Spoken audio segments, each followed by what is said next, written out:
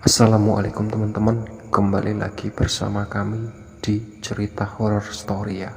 Di kesempatan kali ini saya akan melanjutkan cerita Rusin 3 dengan judul Juni mulai menata hidupnya. Sebelum cerita kita mulai, alangkah baiknya tekan tombol subscribe, like, and comment. Oke? Juni. Samar-samar terdengar suara memanggil-manggil namanya. Ya, Septi sahabat tengah berusaha membangunkan Juni, menyadarkannya karena sedari tadi Mary menangis di samping tubuh Juni. Nampaknya bocah itu ketakutan melihat tantenya tak bergerak. Puk-puk, Septi menepuk-nepuk pipi Juni, berharap temannya segera sadar. Perlahan akhirnya Juni membuka mata. Matanya pedih menatap silau lampu yang ada di atasnya. Kamu tuh ya gak kasihan apa sama keponakanmu? Kenapa gak ngabarin aku? Udah gak nganggep aku temenmu lagi? Protes Septi dengan keras. Tangisannya pun serta mengiringi omelannya pada Juni. Ia segera kembali ke rumah sahabatnya itu. Setelah di kampus, ia tak sengaja bertemu dengan Pak Adi, dan pria itu pun menceritakan segala pada Septi. Aku ucap Juni terbata-bata, tak tahu harus berkata apa. Septi segera memeluk sahabatnya erat. Ia mendekap tubuh itu dengan mereka berdua larut dalam tangisan. Mary yang melihat mereka berdua pun ikut menangis dan semakin keras lagi. Ternyata Juni pingsan cukup lama. Jika ia tak sadar sewaktu masih pagi, ia baru sadar saat menjelang maghrib. Dan selama itu Mary ada di sampingnya, menangis hingga kelelahan dan tertidur. Lalu bangun dan menangis lagi karena merasa kehausan serta kelaparan. Sekeras apapun ia menangis, tantenya tak bergerak sedikit pun, hingga Mary ketakutan dan menangis sembari memeluk tubuh Juni. Mereka makan malam bersama setelah Juni memandikan Mary, menyuapinya dan memberi sebotol susu. Balita itu tertidur dengan pulas. Maafin aku ya Jun, celetuk Septi tiba-tiba. Juni menatap kawannya itu. Ia tersenyum, entah apa yang ada di benaknya. Mereka berdua berbaring di tikar, menggapit Mary yang pulas di kedua sisi. Kamu kenapa tadi sore? Sakit ya? Gimana kalau kita periksa ke dokter? Cecar Septi pada Juni dengan pertanyaan. Juni menggelengkan kepalanya. Ia terdiam sejenak menatap langit rumah. Ia mengangkat jarinya menunjuk salah satu sudut di sana. Di atas sana ada yang selalu mengayunkan kakinya. Di dekat pintu ada yang senang mengintip orang dari jendela. Di pojok sana ada jimat yang ditanam kakekku, oceh Juni sambil menunjuk setiap tempat yang disebutkan tadi. Septi serentak heran. Ia mengerutkan dahinya seakan tak percaya dengan apa yang baru saja didengarnya. Loh, ucap Septi. Juni tersenyum kembali. Ia akhirnya menjelaskan bakat baru yang ia dapat. Iya, aku bisa lihat apa yang pernah bisa kamu lihat dulu, jelas Juni pada Septi. Septi masih bertanya-tanya, bagaimana bisa? Pak Andi yang melakukan ini. Kalau kamu tanya kenapa nggak ditutup kembali, itu kemauanku sendiri, lanjut Juni. Septi masih terdiam, mencerna kata-kata Juni. Terus, soal tadi, aku sekarang juga bisa melihat masa lalu, kayak kamu tak berhenti di situ saja. Juni yang menceritakan bahwa banyak yang sekarang bisa ia lakukan, bahkan ia bisa merogoh sukmo. Septi masih tercengang kagum pada Juni. Ia saja yang memiliki bakat itu dari lahir, tak cukup hebat setara dengan Juni. Perbedaannya, mereka adalah Juni dapat melihat keseluruhan gambaran masa lalu itu sepenuhnya dan secara runtut, tak seperti Septi yang hanya melihat potongan acak. Berarti sekarang kamu udah gak penakut lagi dong Jun? Tanya Septi. Juni menggeleng dan tersenyum entah beberapa bulan sejak mata batinnya terbuka, ia tak lagi menjadi penakut seperti dulu. Ibumu? Tanya Septi kembali. Ya, aku juga sudah tahu wujudnya seperti apa. Dia bahkan sering menunjukkan diri padaku, jawab Juni perlahan. Sesungguhnya ia jadi membenci ibunya karena dendam-dendam ibunya itu entah berapa banyak nyawa yang harus melayang. Namun ia tetap memendam sendiri masa lalu keluarganya dan rumah ini. Tak ingin ada orang luar yang mengetahui kisah pilu mereka. Yang namanya aib memang sudah seharusnya ditutup rapat tanpa diungkit kembali. Jun, aku minta tolong kamu buka lagi, ucap Septi tiba-tiba. Juni tak tahu apa yang Septi maksudkan. Mata batinku, lanjut Septi. 2 tahun berlalu begitu saja. Septi masih tinggal bersama Juni dan Mary. Dan ya, Mary kini telah lancar bicara. Ia juga begitu cerdas dan tanggap. Anak kecil itu tak pernah kekurangan kasih sayang. Juni merawatnya penuh kasih sayang seperti orang tuanya sendiri. Ia juga akrab dengan para tetangga, terutama Mei dan keluarga Febri. Saat Juni pergi kuliah, ia titipkan di rumah Febri. Tentu saja ibu Febri lah yang mengasuhnya. Nenek, Mary tadi nemuin ini, ucap Mary sembari menyodorkan sepotong kain pada ibu Febri. Iya, Mary memanggil perempuan itu dengan sebutan Yayi atau nenek, dan ayah Febri, Agung, sebagai kakek. Kain jarik batik Jawa yang begitu lusuh, bahkan hampir sudah tidak berupa lagi. Serat-serat kainnya telah rapuh. Entah dari mana ia mendapatkan kain itu. Mary, cepat banget sih larinya, ucap Juni menyusul keponakannya itu. Jun, panggil ibu Febri pada Juni. Ia meraih kain itu dari tangan Mary yang menunjukkan pada Juni. Juni menatap kain itu, kemudian beradu tatap dengan ibu Febri. Namun ia hanya membiarkannya, tak membahas sedikit pun tentang kain apakah itu. Lagi pula ia juga sudah menemukan lebih dulu 2 tahun lalu, dan kini entah bagaimana bisa Mary menemukannya. Juni menemukan kain itu di dalam kotak besi tua yang berisi barang-barang aneh peninggalan ibunya yang ada di atas lemari kamarnya 2 tahun lalu. Salah satunya adalah kain itu.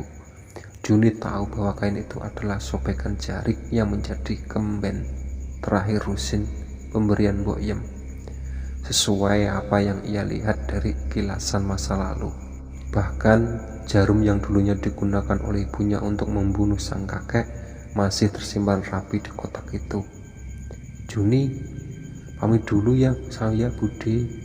Juni titip Mary ya, ucap Juni sembari meraih punggung tangan ibu Febri dan menciumnya. Ia sejenak menatap Mary dan mengelus rambutnya, kemudian segera berlalu. Ia kembali ke rumah dan memanggil Septi yang masih siap-siap di dalam. Sep, ayo cepetan, seru Juni yang kini membuka sebuah pintu mobil. Terlihat ia hendak memanasi mesinnya sejenak sebelum berangkat. Sialan, teriak Septi dalam rumah. Ia dikejutkan oleh sesuatu. Juni yang mendengar itu buru-buru masuk ke dalam rumah untuk menghampiri kawannya. Ternyata Septi dikagetkan oleh makhluk jahil yang menghuni rumah Juni. Meski telah bertahun-tahun mereka tinggal di sana, tak dapat dipungkiri bahwa mereka berdua juga tetap saja dapat terkejut jika tiba-tiba muncul sosok-sosok itu yang sengaja ingin mengganggu Juni dan Septi. Bahkan tak hanya mereka berdua, warga sekitar yang melewati rumah Juni pun biasanya diganggu dengan penampakan mengerikan. Saat ditinggal bukannya makin aman, justru malah semakin ramai. Ya benar, ramai oleh kehadiran makhluk-makhluk tak kasat mata seperti mereka. Untunglah Juni dan Septi terbiasa dapat melihat mereka selayaknya melihat manusia pada umumnya. Hahaha. Kenapa kamu? Tanya Juni yang tertawa melihat Septi. Anjing emang, aku tadi mau nyari tasku di dalam sana, malah gak sengaja megang kepalanya. Sengaja pasti dia mau ngagetin aku, gerutu Septi. Ia merasa sangat kesal sembari menunjuk lemari di kamar Juni. Juni mendekati lemari itu dan menyikap baju-baju yang tergantung di dalamnya. Tak ada apa-apa di sana. Tampaknya makhluk yang tadi mengageti Septi telah pergi. Ia menutup lemari itu dan berbalik menengok ke arah jendela. Betapa kagetnya dia melihat sebuah kepala seorang laki-laki di sana, melihat mereka sambil menjulurkan lidahnya. "Gusti, kaget aku," sentak Juni yang dikejutkan olehnya. Kini gantian Septi yang tertawa terbahak-bahak setelah sebelumnya ialah yang ditertawai oleh Juni. "Aku kadang bingung, sebenarnya rumah ini atau kuburan. Kok angker banget yang datang. Mampir seakan-akan ini rumahnya sendiri," ucap Septi. Juni tetap menatap ke arah jendela itu, namun pria yang tadi ada di sana sudah pergi. Ia adalah anjing berkepala manusia yang sering mampir ke rumah Juni. Entah apa tujuan makhluk-makhluk itu datang ke sini. Akankah mereka mempunyai kerabat di sini? "Udah, ayo berangkat," aja Septi pada Juni. Juni mengangguk dan segera mengikuti langkah kaki Septi. Ia mengunci pintu saat hendak berangkat. Di rumah Febri, Mary tengah bermain bersama teman-teman sebayanya. Memang di sana banyak anak tetangga yang biasa berkumpul bersama ibunya masing-masing. Ibu-ibu itu bercengkrama memotong sayur-sayuran atau apapun yang dapat mereka kerjakan sembari mengobrol dan mengawasi anak-anak mereka. Semuanya balita yang tentunya belum sekolah. Itu kok nggak ada di sini?" tanya Mary tiba-tiba pada teman-temannya yang tengah bermain pelepah pisang bersamanya. Pelepah pohon pisang sebelah rumah yang tadi sore ditebas oleh Febri karena buahnya hampir matang. Mereka membuat pelepah bekas itu menjadi tunggangan, seperti bermain kuda-kudaan. Mary menunjuk ke arah depan, jauh di luar pagar. "Apa sih, Mer? Mana?" tanya salah satu teman Mary. Semua anak-anak itu fokus menatap ke arah yang ditunjuk oleh jari-jari mungil Mary. Mary bohong, ayo digelitik ayo," seru temannya. Mary berlarian tertawa riang karena dikejar oleh teman-temannya yang hendak menggelitiknya karena menganggap Mary mengerjai mereka. Udah hanya menatap cemas dari kejauhan. Ia sedari tadi memang tak selepas pandangannya dari Mary. "Dek," panggil seorang tetangganya yang sedang duduk bersama Budi di teras. Karena tak kunjung mendapat jawaban, orang itu pun mengulangi ucapannya. "Dek." Panggilan kembali yang kini membuat Budi terkejut. "Anda kenapa?" tanya tetangganya itu. Budi hanya menggeleng dan tersenyum menutupi apa yang dibendaknya. Sebenarnya saat itu Mary untuk pertama kalinya secara sadar melihat sosok Rusin yang berdiri di luar pagar rumah Febri sembari menatap Mary dan kawan-kawannya yang kelihatan begitu asik bermain. Mary yang tersadar ada seorang di sana pun memberitahu temannya, namun tak ada seorang pun dari mereka yang dapat melihat keberadaan Rusin. "Assalamualaikum," ucap Febri yang baru saja pulang kerja. Ia pulang pagi karena semalam adalah bagian mendapatkan shift malam. Dia bekerja sebagai di salah satu perusahaan milik keluarga Handoko, ayah Juni. Dia masuk di perusahaan itu bahkan sejak masih bersekolah dulu. Dia memang diminta almarhum ayah Juni untuk bekerja di sana. Lumayan juga bekerja tapi tetap dapat bersekolah. Pak Handoko memberikan jabatan penting, bukan tanpa sebab. Ia sangat mengenal sahabat putrinya itu. Febri adalah pria yang tidak neko-neko, tidak banyak bicara, tekun, ulet, dan pastinya seorang amanah. Sebenarnya sejak lama Handoko telah sepakat menjodohkan Febri jenengan Juni bersama orang tua. Febri tanpa sepengetahuan kedua anak mereka itu, lebih tepatnya sejak kepergian ibu Juni, ia tak ingin anak perempuannya jatuh ke tangan pria yang salah. Waalaikumsalam, cepetan mandi terus tidur nak, jawab ibu Febri yang kasihan melihat anaknya kelelahan. Ia mengangguk dan hendak melangkah masuk ke dalam rumah, namun Mary tiba-tiba menghampirinya. Om Feb, gendong, ucap Mary sembari meluk kaki jenjang Febri. Anak itu memang sangat lengket dengan Febri. Ia sering diajak jalan-jalan olehnya, mengelilingi lingkungan mereka, bersepeda, bahkan hingga ke sawah tempat agungnya biasa bekerja. Febri yang tidak tega segera menggendong Mary. Ia mengajaknya ke dalam rumah untuk makan bersama. Mereka makan sepiring berdua. Febri menyuapi gadis kecil itu yang tengah menonton TV bersamanya. Om Feb, Mary punya teman baru, ucap anak itu tanpa menoleh matanya terfokus pada acara kesayangannya. Teman siapa, Dek?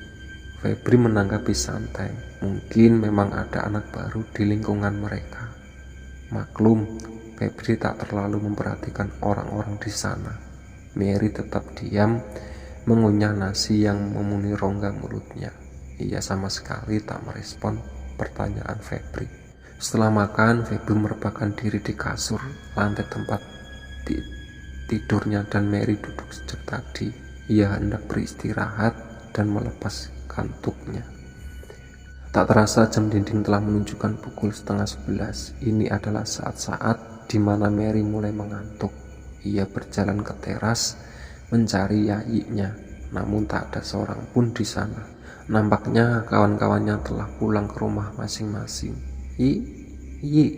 Yayi, panggil Mary pada ibu Febri yang tak dapat ditemukannya. Ia berinisiatif untuk mencari yayinya di dapur. Barangkali orang tuanya itu tengah memasak. Panggilannya kembali saat sampai di pintu dapur, namun tak ada jawaban. Ia melangkah lebih jauh, mencari segala di area sana. Mary berhenti di dekat meja makan, mematung. Bukan Yayi yang ia temui, namun seorang yang tadi dilihatnya di balik pagar rumah Febri. Kamu siapa sih? Tanya Mary pada anak di depannya itu. Rusin yang tengah duduk bersimpuh di bawah meja makan. Anak itu tersenyum pada Mary. Ia senang Mary bisa melihatnya dan mau mengajaknya bicara. Sin, jawabnya terbata. Kamu tahu nenekku gak? Mary bertanya pada teman barunya itu.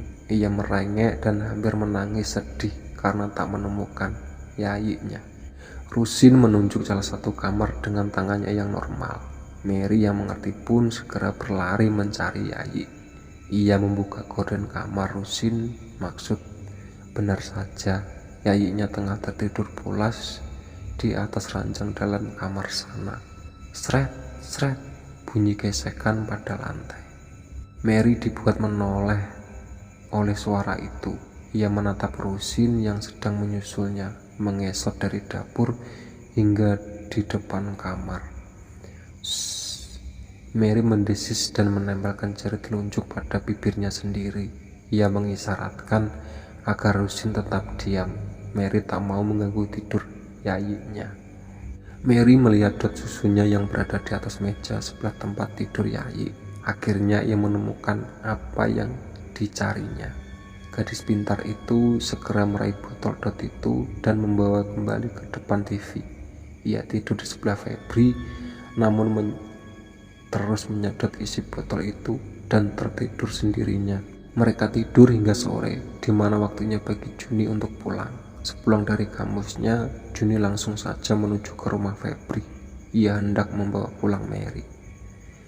Ia merasa tak enak jika menitipkan Mary seharian penuh di sana. Takutnya merepotkan Budi. Assalamualaikum, ucap Juni sambil memasuki rumah Febri. Waalaikumsalam, masuk nak, Budi di dapur, saut seorang dari belakang. Nampaknya itu adalah suara Pak D. Juni segera melangkah ke dapur melewati Mary dan Febri tanpa menengok.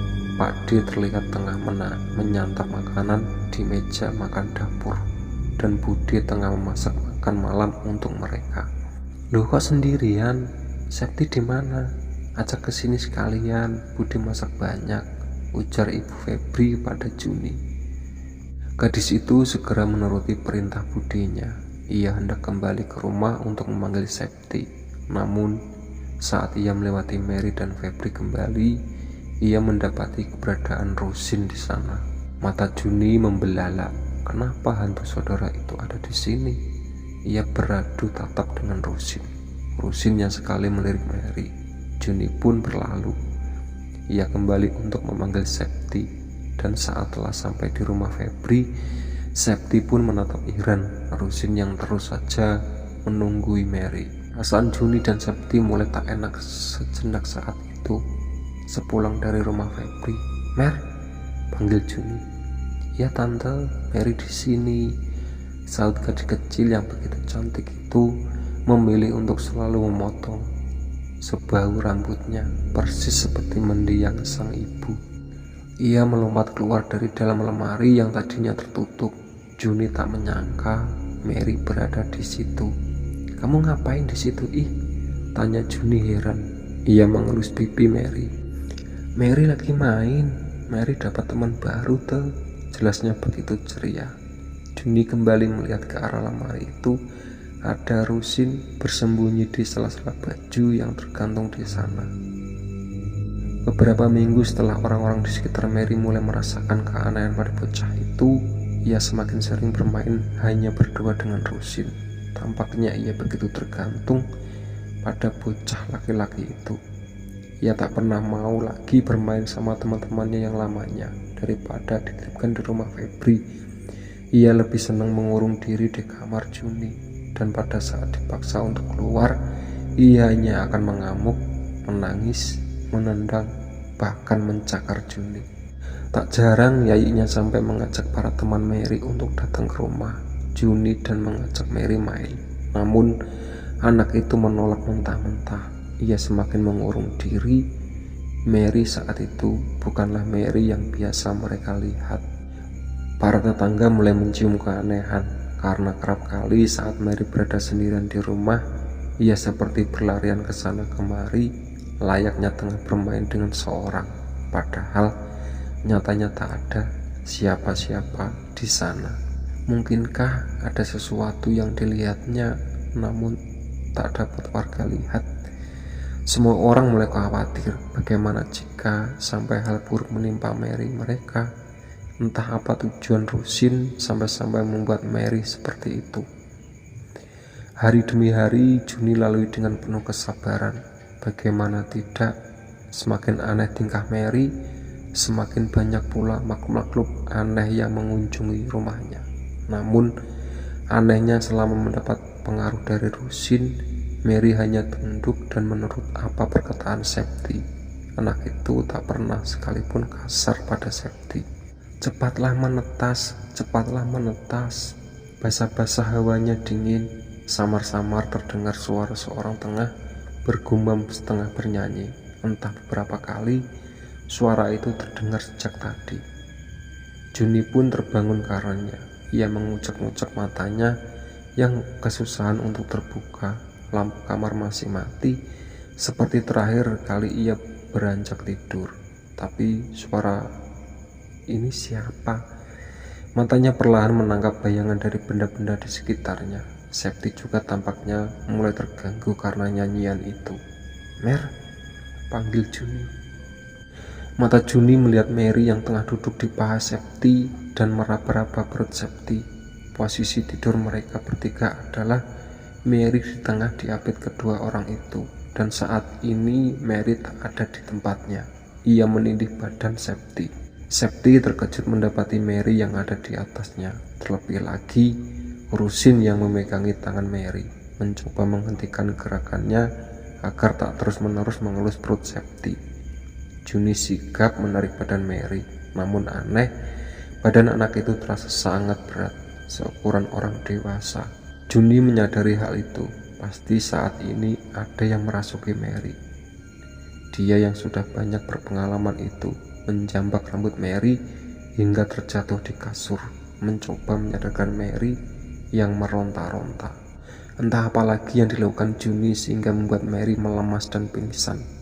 Mungkin makhluk yang merasuki telah pergi. Septi begitu shock. Dia menoleh dan masih ada Rusin di sebelahnya. Anak itu diam menatap Septi lalu berganti menatap Juni. "Ada apa?" tanya Juni pada Rusin. Rusin tak menjawab, namun menunjuk perut Septi. Ia menunjukkan begitu lama hingga Septi dan Juni kebingungan. Akhirnya mereka berencana untuk mencari Pak Adi dan meminta bantuannya. Kedua gadis muda itu ternyata kesulitan menerka-nerka kejadian itu. Saat tiba di kampus, Juni dan Septi segera menuju ke kantin tempat Pak Adi biasanya bekerja. Telah lama mereka tak menjumpai pria itu. "Assalamualaikum Pak Adi." Salam Juni. "Waalaikumsalam." "Loh, Septi, Juni, tumben kesini," sambut Pak Adi pada mereka. Namun tak lama dari senyum yang mengambang di wajahnya, tampak guratan wajah curiga. Ia mempersilahkan kedua wanita itu untuk segera duduk. "Pasti ada apa-apa lagi ya? Itu kenapa? Ada yang ngikutin kalian?" tanya Pak Adi tiba-tiba. Juni dan Septi kebingungan. Apa yang dimaksud dengan Pak Adi? Siapa yang mengikuti mereka? Kedua celingukan mencari orang yang menguntitnya. "Itu di sana," beritahu Pak Adi menunjuk sesuatu di balik tembok. Makhluk itu mengintip mereka dengan sebelah mata tanpa menunjukkan tubuhnya. Pantas saja selama ini Septi dan Juni tidak sadar tengah diikuti olehnya. "Mau dia apa, Pak?" tanya Juni. "Kenapa kamu nggak tanya sendiri saja langsung?" jawab pria itu. "Saya aja baru tahu hari ini kalau ada dia, Pak. Saya yakin dia bakal kabur kalau kita dekati," jelas Juni. "Oh iya, Pak. Semalam ada yang merasuki Mary, tapi saya nggak tahu itu siapa. Dia langsung pergi waktu saya coba sadarin Mary," sambung Juni. Pak Adi diam mendengarkan cerita Juni yang panjang lebar. Ia mencoba menyambungkan kepingan demi kepingan kemungkinan. "Keponakanmu jadi aneh, bahkan sampai bisa kerasukan. Rumahmu jadi ramai, dan sekarang ada dia," tanya Pak Adi kembali sembari melirik makhluk yang masih bersembunyi tadi. Juni membenarkan semuanya.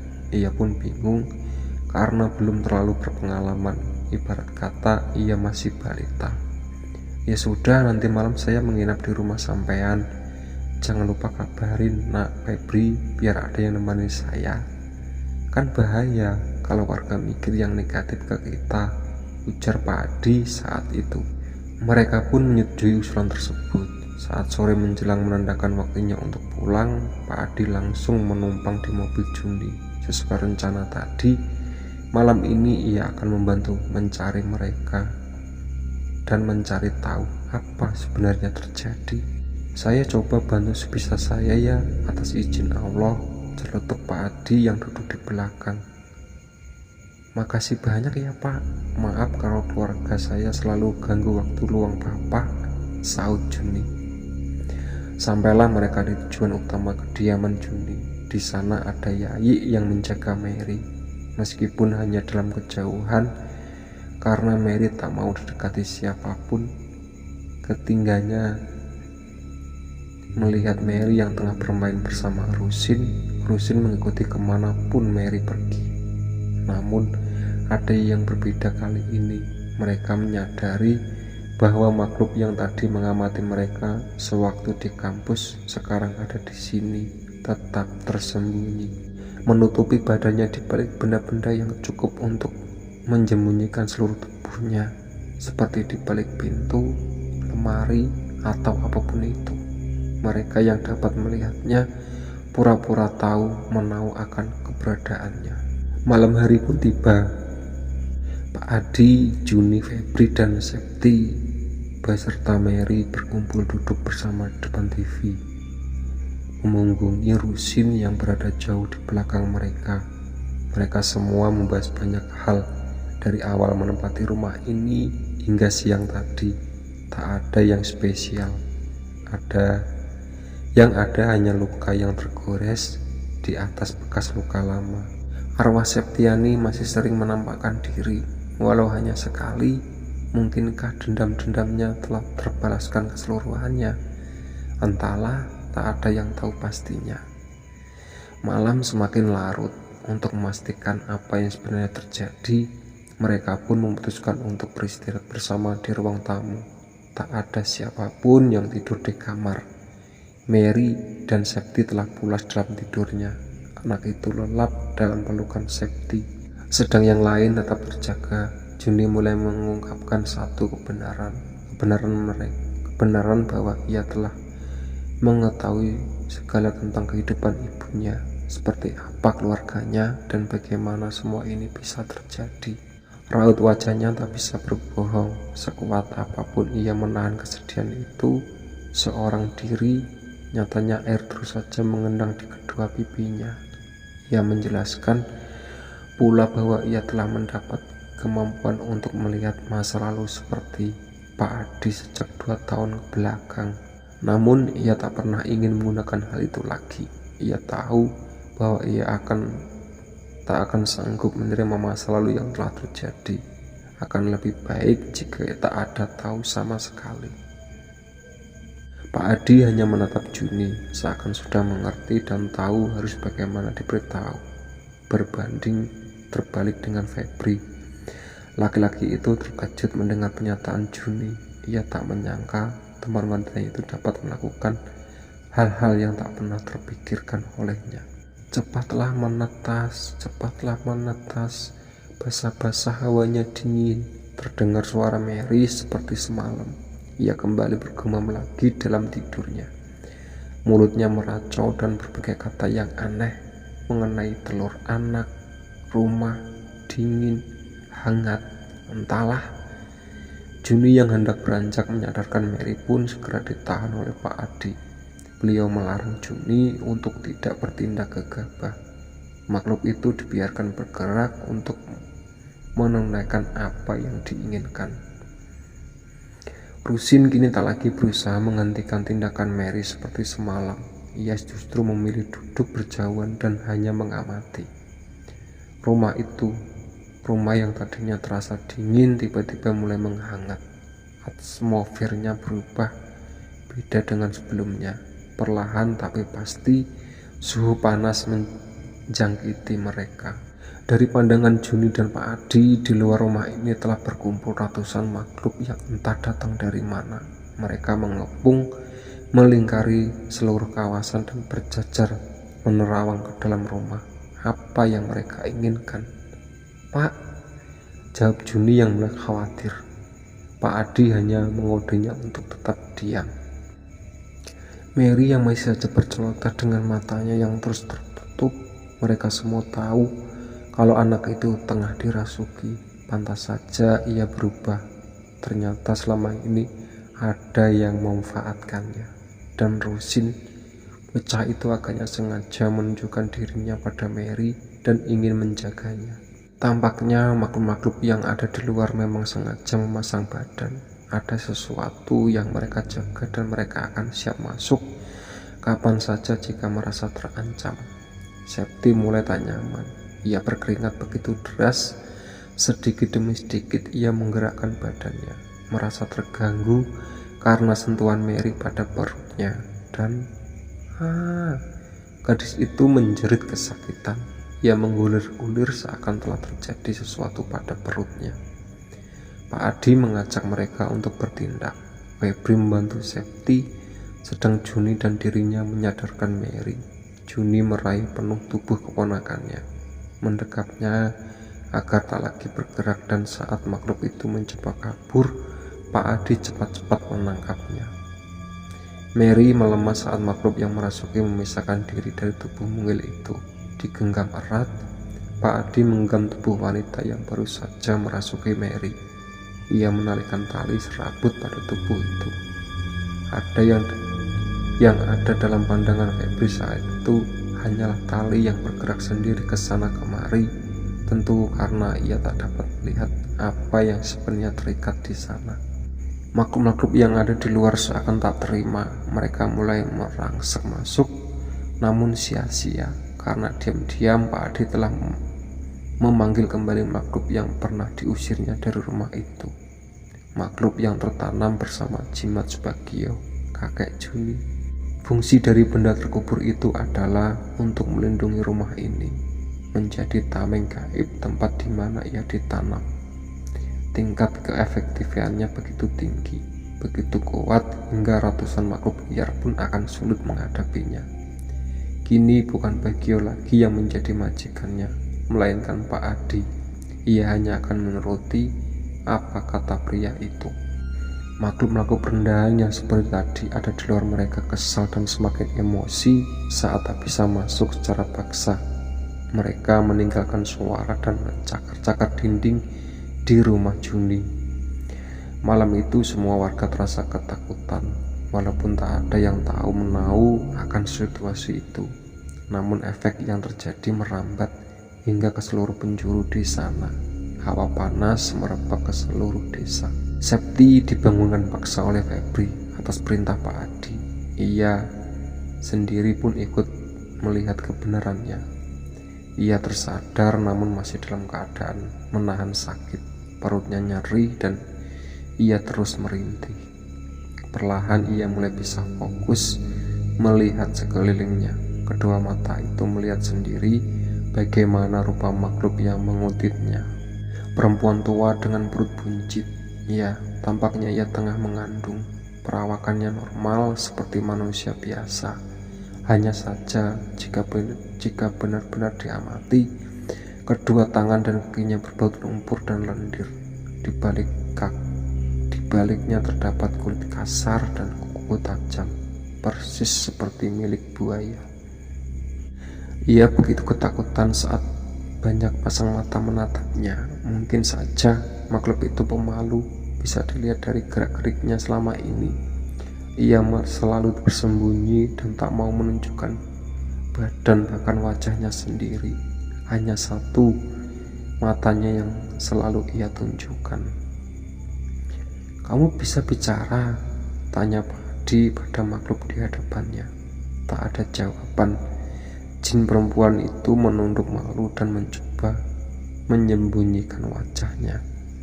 "Nak Febri, bawa Septi ke sini," perintah pria itu. Febri segera menuruti dengan membantu Septi berjalan mendekat Pak Adi. Begitupun Juni. Ia ikut mendekat dengan tetap menggendong tubuh Mary. "Coba kamu lihat," ucapnya pada Septi. "Lihat dia, kamu kenal," lanjut Pak Adi. Septi mencoba mengenali makhluk itu, namun ia tidak ingat sama sekali. Ia pun menggeleng-gelengkan kepalanya. Sedikit demi sedikit, wanita tua di hadapan Septi itu membuka wajahnya, menengok Septi yang berada di dekatnya. Pandangannya tertuju pada perut Septi. "Itu kan yang kamu inginkan? Kamu mau itu kan?" tanya Pak Adi pada makhluk aneh itu, walaupun ia tahu ia tak akan mendapat jawaban. "Mohon maaf sebelumnya kalau saya lancang, Nak Septi. Sepertinya Nak Septi sedang isi," lanjut Pak Adi yang sebenarnya sungkan untuk mengatakannya. "Isi?" Septi bertanya-tanya apa yang dimaksud ucapan pria itu. Dia ingin menitipkan anaknya di perut Nak Septi. Dia tahu kalau Nak Septi sedang hamil. Ia menjelaskan bahwa memang sebagian jin suka menitipkan bayinya di rahim manusia. Mereka akan mengambilnya lagi saat bayinya dilahirkan bersama bayi manusia sendiri. Yang biasa menyadari hal itu adalah dukun beranak dan wanita yang menjadi inang itu. Dapat pula jin itu akan mengambilnya saat sebelum hari kelahiran tiba. Bahkan bisa saja jin itu menculik kedua bayi tersebut, bayinya sendiri dan bayi milik manusia yang menjadi inangnya. Di luar itu semua ada kenyataan yang justru begitu penting dan sangat mengejutkan, yaitu kehamilan Septi. Juni yang mendengarnya pun seakan tak percaya. Ia shock mendengar kabar kehamilan kawannya, apalagi itu dari mulut orang. "Sep," Juni menegang, alisnya menyatu dan matanya menatap tajam Septi. Saya hamil, Pak." Septi begitu gugup dan tak kalah terkejut dibanding Juni. Kalau yang hamil saja tak sadar akan kehamilannya, apalagi orang-orang di sekitarnya. Pak Adi mengangguk. Febri pun perlahan melonggarkan pegangan tangannya dari lengan Septi.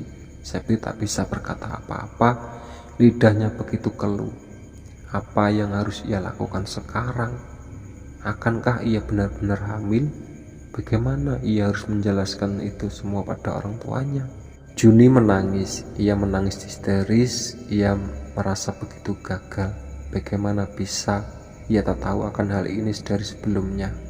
Air mata membasahi sebagian besar wajahnya. Ia terus saja mengusap-ngusap aliran air matanya sendiri. Juni segera membaringkan keponakannya di bawah. Ia merangkak lebih dekat pada Septi. Kedua tangannya gemetar, berusaha tegar dan menggenggam pundak Septi. "Siapa ayahnya?" tanya Juni. Septi terus saja mematung. Juni mulai tak sabar. Ia mengguncang-guncangkan bahu Septi. "Sep, jawab Sep," ucap Juni tak kuasa. Namun Septi tetap diam.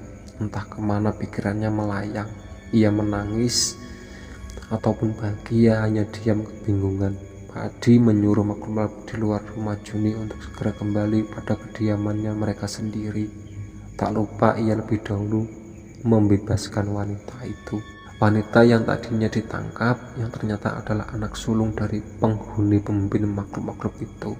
Entah dari mana asalnya, hingga makhluk itu bisa sampai ke sini dan hendak menjadikan Septi inak untuk cabang bayinya. Lebih tepatnya, untuk telur-telurnya. Seminggu kemudian Juni mengantar paksa Septi ke orang tuanya. Ini semua demi kebaikan sahabatnya itu. Juni dan Febrilah yang menjelaskan pada orang tuanya Septi mengenai kebenarannya. Juni menangis memohon maaf. Ia begitu merasa bersalah karena tak dapat menjaga Septi dengan baik. Di luar dugaan, dengan ikhlas orang tua Septi menerima cobaan kini menimpa keluarga mereka. Walaupun rasa kesedihan tetap terbesit di sana, mereka sama sekali tak menyalahkan Juni, bahkan sangat berterima kasih pada Juni karena telah merawat Septi selayaknya saudara sendiri. Mereka berniat untuk segera menikahkan anaknya dengan pria yang sudah seharusnya mengemban tanggung jawab itu.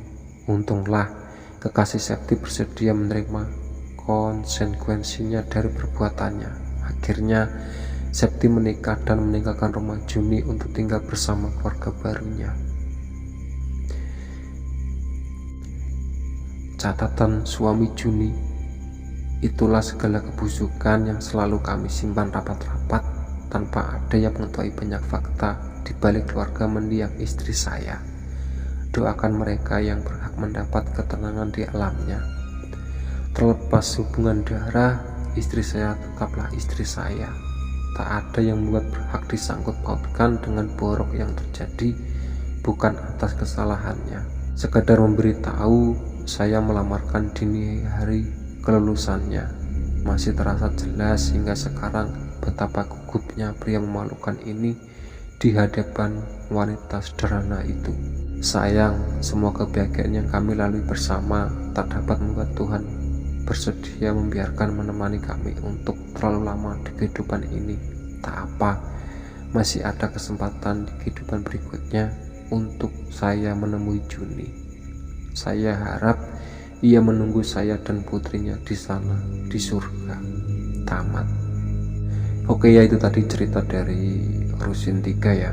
Tamat ya. Sebelum ceritaku tutup, alangkah baiknya tekan tombol subscribe, like, and comment. Oke.